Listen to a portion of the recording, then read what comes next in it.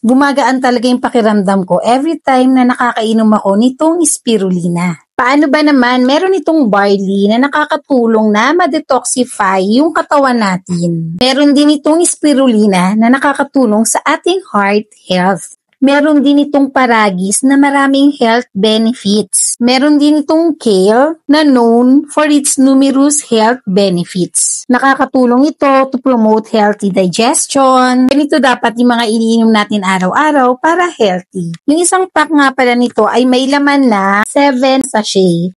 Handy siya at madaling madala kahit saan. It also help protect cells from damage caused by free radicals. Alam niyo ba na ang spirulina ay high in protein, iron, and antioxidants? It helps supports energy levels, metabolism, and overall vitality. Meron din itong barley that's known for its cleansing properties. Barley grass is rich in fiber, chlorophyll, and enzymes. Alam niyo ba na ang paragis ay nagko-contain na minerals and antioxidants? Nilagay ko na yung link ng product nito sa aking yellow basket. Check this out!